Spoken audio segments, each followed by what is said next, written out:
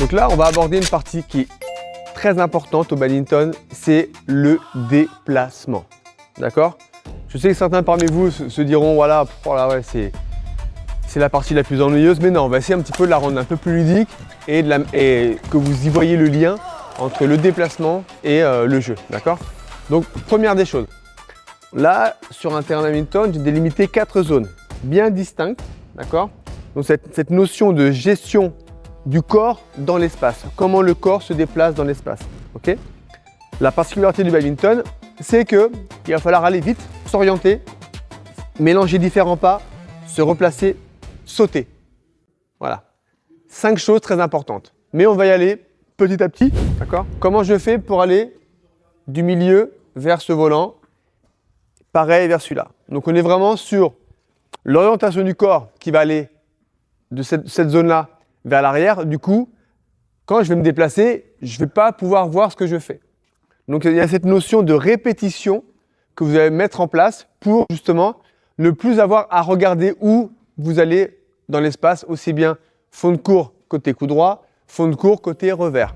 Dans un premier temps, je suis ici, un volant va fond de court. Donc je peux faire de différentes manières au niveau du déplacement. Ce qui est important, c'est ça. C'est de trouver le déplacement qui vous correspond en amenant de la fluidité dans le mouvement. D'accord? Ok? Il ne faut pas que ça soit forcé. Donc je suis ici, hop. Je peux me déplacer comme ça. Je reviens, reprise d'appui, pas chassé, je frappe et je reviens. Donc on a bien vu une succession de pas chassés en diagonale, replacement et pas couru pour revenir à la position initiale. Je vais le refaire. Ici, 1, frappe, je me replace comme ça. Ok, je refais.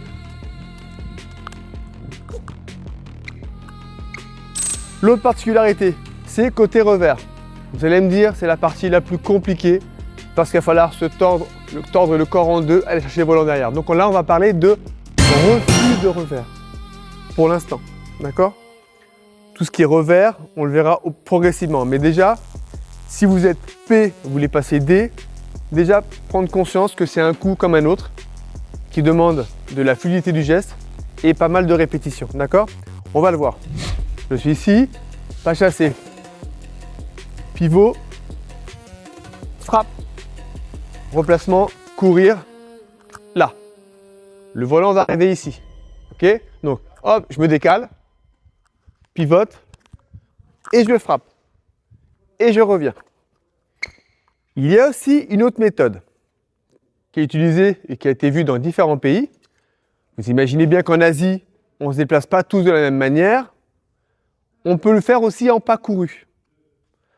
Donc il n'y a pas de mauvaises et de bonnes choses. C'est des choses qui vous correspondent à vous. Ça, c'est très important. Donc on peut faire aussi comme ça.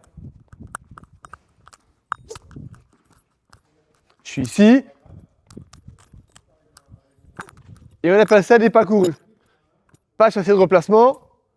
Hop, hop, hop. Ajustement. Frappe. Et je reviens.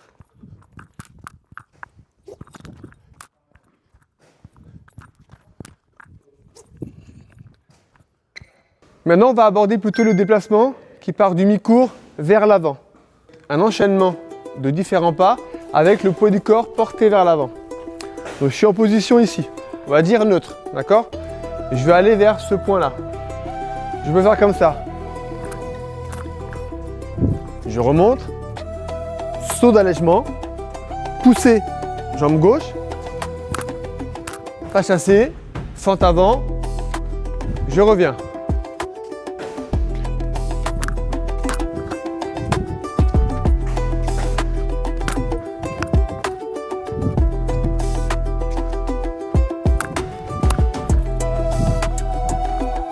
Ok? Maintenant, côté revers. Je suis droitier. Ma jambe gauche, elle va me servir comme une jambe pivot. Elle va m'aider à pivoter. Ok? Attention à ne pas faire ça. Souvent, quand on débute, on est comme ça et on fait ça pour chercher un volant au filet. Là, vous risquez de vous blesser le dos. D'accord? Un volant arrive sur mon revers. Pareil, saut d'allègement, pas chassé, frappe, Je ramène mes pieds et je reviens.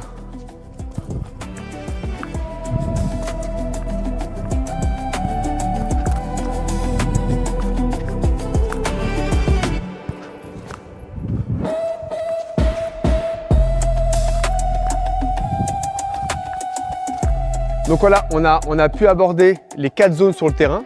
On les a nommées. 2 zones fond de cours, coup droit, revers. Idem sur l'avant. Il faut savoir qu'il y a aussi d'autres zones plutôt mi-court. Sur le côté ici, qui sont plus apparentées à de la défense. Mais ça, on verra ça dans un second temps, d'accord? Là, ce qui va être intéressant de savoir, c'est ça. Tu veux t'entraîner tout seul, bosser les déplacements, il n'y a rien de plus simple. Ton téléphone, un chronomètre, tu te prends 45 secondes de travail, 45 secondes de récupération, c'est très important. Et tu fais de façon répétitive, d'accord? Et te dire, j'ai mon chrono, je le pose devant moi, et là, j'enchaîne. Hop, frappe fond de cours. Frappe devant, 2 devant, 2 derrière. Frappe.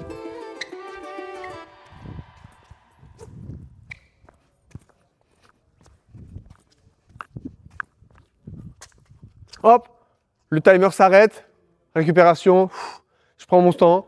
Et à vous de le mettre sur un temps suffisamment court ou long, ça dépend de votre état de forme. Mais en général, basez-vous sur entre 8 et 10 minutes. D'accord? Vraiment travailler. Ça va être dur, je sais, mais pour avancer au badminton et vous voulez passer de P à D, c'est un passage, je vais dire, obligatoire. Vous ne le verrez pas tout de suite, mais à force de le pratiquer, vous allez voir, vous allez comprendre un petit peu que vous allez vous déplacer sans regarder où vous allez. Vous allez quadriller le terrain sans vous dire il me faut tant de pas vers l'arrière, tant de pas vers l'avant. Vous allez l'automatiser. C'est vraiment ça le secret. Donc là, on va voir aussi, lorsqu'on est à 2, c'est ça l'intérêt, c'est qu'il y en a un qui fait travailler l'autre et inversement, on change de rôle au fur et à mesure. C'est de le faire avec un guidage. Avec la raquette, avec les mains, ça c'est vous qui choisissez.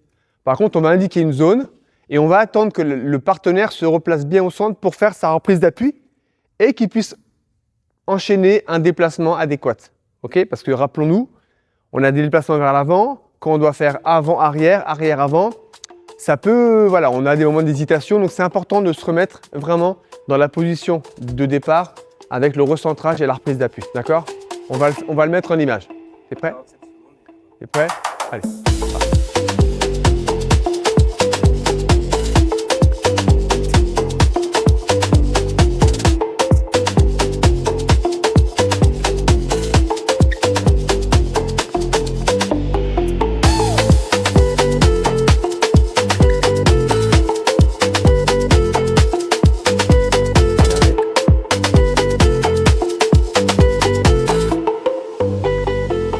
On va faire aujourd'hui là, c'est pour donner suite à ce qu'on a fait la semaine dernière sur l'autre vidéo sur les dégagements. Là, on va le mettre en pratique sur une routine où on va faire que du dégagement. Mais par contre, on va penser à armer pendant le déplacement, se mettre de profil, frapper le volant haut au-dessus de la tête, accélération de tête de raquette et se replacer. C'est pas juste une frappe pour une frappe. Il y a tous ces éléments-là mis bout à bout qui vont vous permettre justement d'être relâché et à chaque fois de pouvoir enchaîner différentes frappes et plusieurs frappes l'une à la suite des autres. Cherche la hauteur, Romain. Voilà, pour donner du temps, ce que j'ai dit tout à l'heure.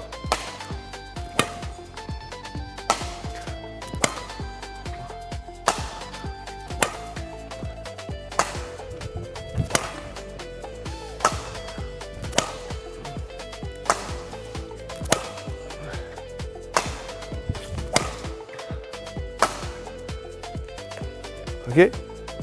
Et là, on va aborder plutôt l'amorti sous forme de routine. On l'a vu la semaine dernière, d'accord? Mais on va essayer vraiment de prendre le temps de bien tout faire de façon chronologique pour armer, le bras pour viser, frapper, se replacer. Et moi, je vais être devant, je vais que faire des lobes, d'accord? Donc, je vais l'envoyer à droite, à gauche, de façon systématique dans un premier temps. Et après, très vite, mettre de l'incertitude, parce que notre jeu est beaucoup basé sur l'incertitude. Dans ce type de routine, ce qui est intéressant de noter, c'est que les deux vont travailler. Celui qui est en face fait son amorti, il se replace, il se déplace, un peu par rapport au déplacement. Et celui qui est en relance, le relanceur donc, lui aussi doit s'appliquer sur sa qualité de frappe, sur son positionnement, trajectoire, hauteur. Donc les deux travaillent, c'est très important. Et après, comme ça permet de changer des rôles. Allez, on y va, on le fait bouger un peu droite-gauche. Toujours un volant dans la main, au cas où il y a une faute. Comme ça, on garde le même rythme. Voilà, je le fais bouger droite-gauche. Je quadrille un peu le terrain. Ça me fait aussi prendre conscience de tout le terrain, des trajectoires.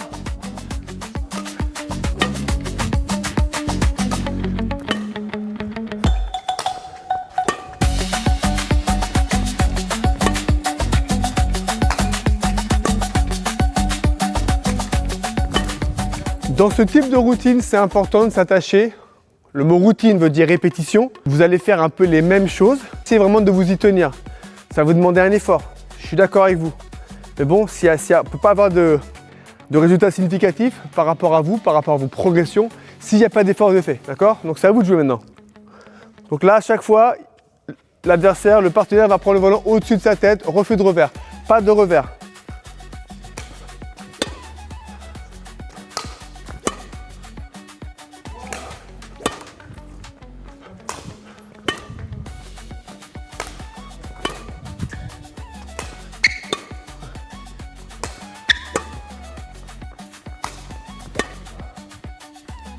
Si je veux me donner du temps, j'envoie un volant très très haut. Si je veux être rapide, accélérer le jeu, je fais un volant avec une trajectoire plus tendue.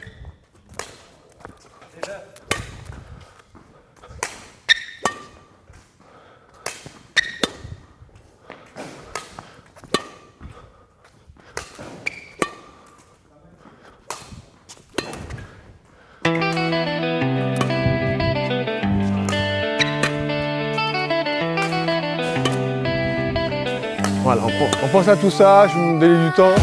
Donc maintenant, vous avez pu voir toutes ces particularités et les options possibles qui vous sont offertes pour travailler votre déplacement, les frappes de fond de cours, les déplacements vers l'avant, vers l'arrière. Donc pour les prochaines vidéos, n'hésitez pas à m'envoyer vos commentaires, les suggestions, ce que vous aimeriez travailler, mettre l'accent plus sur telle ou telle thématique. Comme ça, je m'efforcerai de vous répondre rapidement et de vous aider dans votre truc. Donc maintenant, à vous de jouer, persévérez, toujours.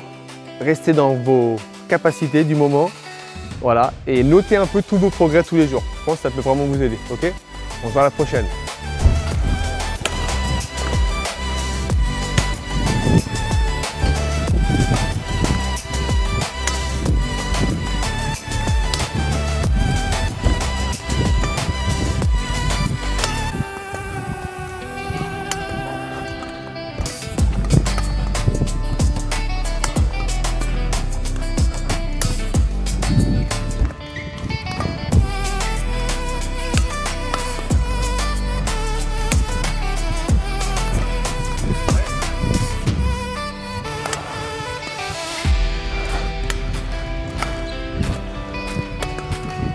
多2个。